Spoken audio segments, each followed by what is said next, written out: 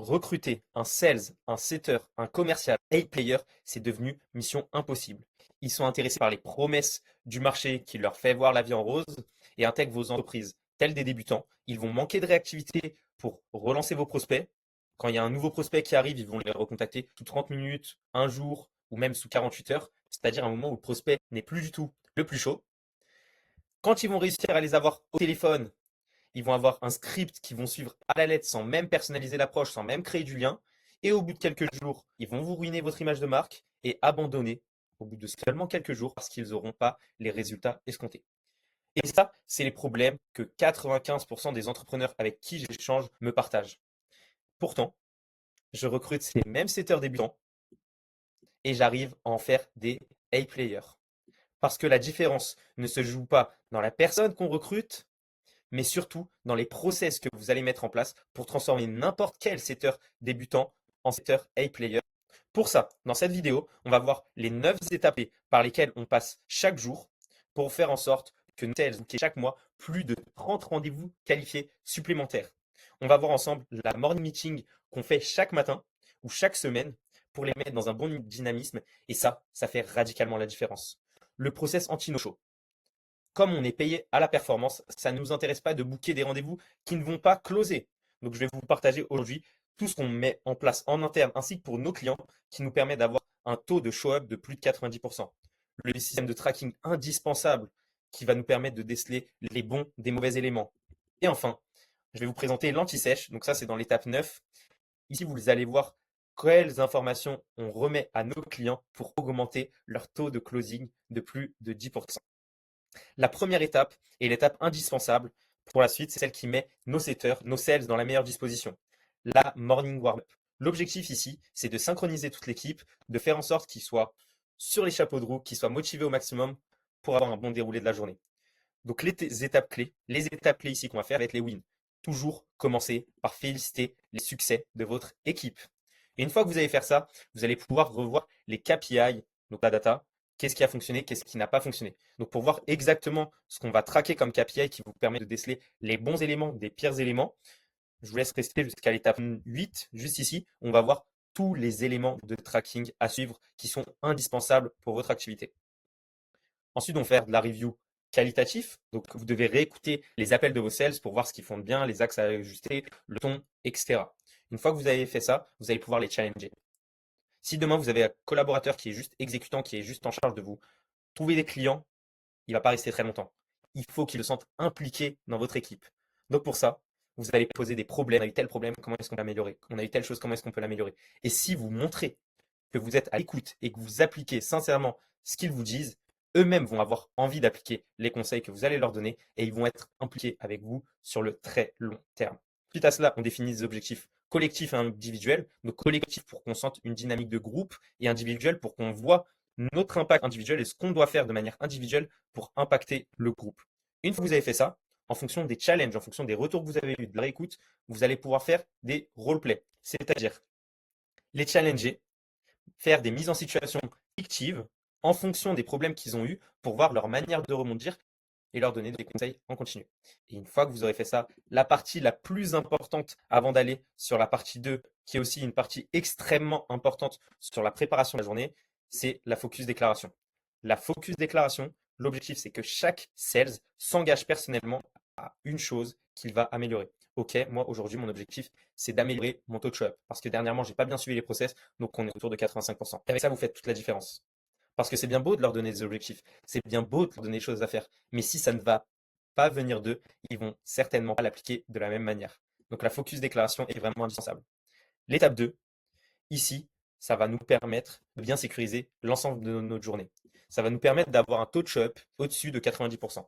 Donc pour ça, la priorité de vos setters, avant de démarrer la suite de la journée, ça va être de relancer 100% des rendez-vous qui vont avoir lieu. On va suivre toujours les mêmes étapes clés.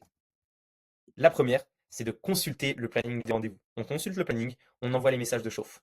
Donc des messages qui vont faire monter l'intérêt du prospect pour qu'il ait déjà la CB entre les mains, pour qu'il soit au maximum qualifié, qu'il arrive au rendez-vous finalement, juste pour vous poser les questions finales. C'est ce qu'on arrive à faire avec nos clients et c'est ce qu'on veut, parce que comme on est payé à la performance, on ne veut pas juste ramener des rendez-vous, on veut des rendez-vous qualifiés, prêts à closer prêts à devenir clients avec la CB entre les mains. Une fois que vous avez fait ça, envoyez les messages de chauffe, vous allez envoyer les messages de confirmation. Donc en amont des rendez-vous, vous allez reconfirmer, revoir si c'est bon pour eux ou s'il y a une nécessité de décaler. Et enfin, on va rappeler les prospects.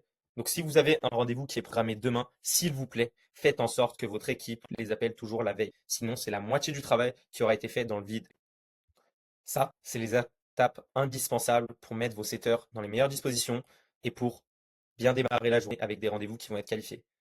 C'est indispensable, mais ce qui va faire réellement la différence, c'est les étapes juste après, qui vont nous permettre de se concentrer sur l'apport de nouveaux rendez-vous.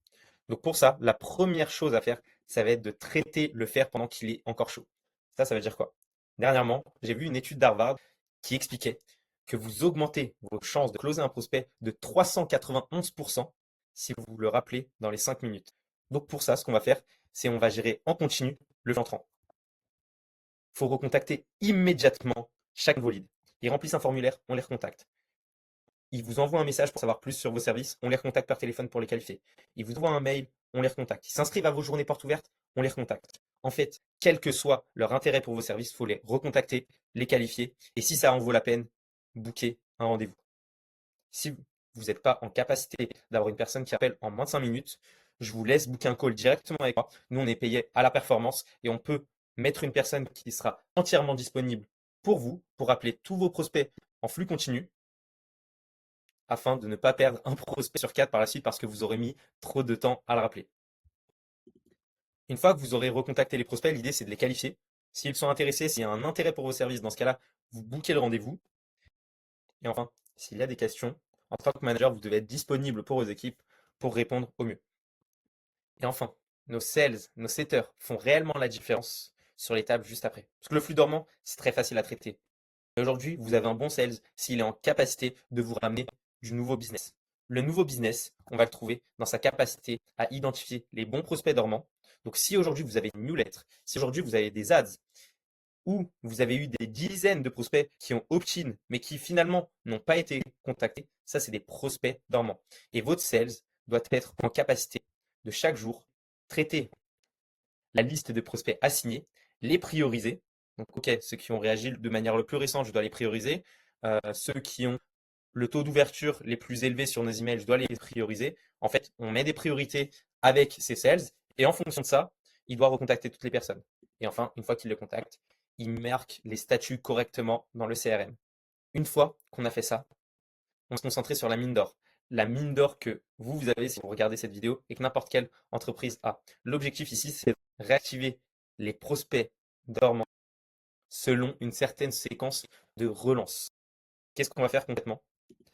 Vos prospects que vous avez déjà contactés, l'objectif, c'est pas de les contacter une fois puis de les abandonner. Il va falloir multiplier les points de contact. C'est pour ça que le jour J, vous allez pouvoir les rappeler. J plus 2, J plus 3, J plus 7, J plus 14, J plus 30.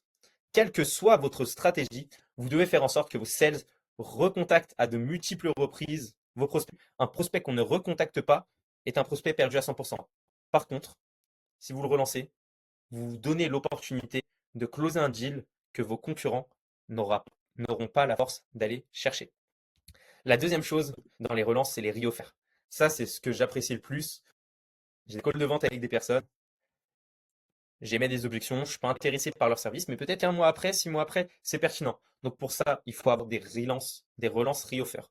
C'est quoi? C'est rappeler régulièrement les prospects qui n'ont pas été qualifiés à une date donnée, qui n'ont pas consommé vos services, juste pour savoir où ils en sont dans leur activité. Et je vous assure, si vous faites ça régulièrement, vous allez vous démarquer de 90% de vos concurrents. Et on a dans beaucoup de secteurs d'activité un enjeu de timing. En multipliant les points de contact et avec de la re-offert, vous arriverez de manière sûre à un moment où ils seront prêts à consommer vos services. Une fois que vous avez fait tout ça, ce qui est indispensable, c'est de continuer en recommençant continuellement l'étape 3. Donc le flux tendu, on le gère tout le long de la journée. Mais tout ça ne sert à rien si vous n'appliquez pas l'étape 7. L'étape 7 a pour objectif de sécuriser le rendez-vous et de transférer proprement les informations. Donc ça, c'est la routine que nos setters vont appliquer chaque fin de journée. Ils doivent fixer le rendez-vous. Pour ça, ce qu'on va faire, c'est qu'on va envoyer les invitations chaque jour de manière réactive. Dès qu'on boucle le rendez-vous, on l'envoie. Si c'est pas fait en fin de journée, on vérifie qu'elles sont toutes envoyées. On lance le process anti-no-show. Donc comme on en a parlé juste avant, envoie des messages, envoie des emails et rappelle des prospects. On transfère toutes les infos au manager, au closer. Pour voir les informations concrètes qu'on va transférer, je vous laisse rester juste ici. On va voir clairement toutes les infos que nous, on transfère à nos clients pour augmenter le taux de closing de 10%. On va mettre à jour toutes les infos dans le CRM. Aujourd'hui, trop de commerciaux agissent à la volée, se disent OK, je ferai mon reporting plus tard. Sans reporting, on ne peut pas juger de la compétence d'un commercial et vous allez être en incapacité de le faire améliorer ce qu'il fait. Enfin, les follow-up de confirmation, donc ça c'est dans le process anti-no-show. Et enfin, en fin de journée, on finit avec les VOD. Donc on notifie notre équipe de ce qu'on a fait dans la journée. Ça permet de voir l'engagement de l'équipe. On se motive tous. Par exemple, hier, j'ai un setter qui a booké 4 rendez-vous pour un client. Il l'a mis dans le canal de groupe et tout le monde l'a félicité. Donc ça permet de créer une dynamique de groupe et on ne se sent pas isolé de son côté. Une fois que tout ça se fait, la journée du setter est finie. Mais pour voir concrètement ce qu'il doit traquer comme information et comment remonter les informations au closer, je vous ai ajouté les étapes 8 et 9 qui sont indispensables. La première étape a pour objectif de mesurer les performances quotidiennes. Donc pour ça, on va voir le tracking. Le tracking, c'est les informations clés qu'on va traquer en continu, qu'on va suivre en continu pour améliorer les performances de nos équipes. Il y a deux choses qui comptent sur la prospection. Un commercial a toujours deux jambes, la jambe qualité, la jambe quantité. Donc là, on veut voir si la quantité est faite. Ok, sur combien de messageries on est tombé?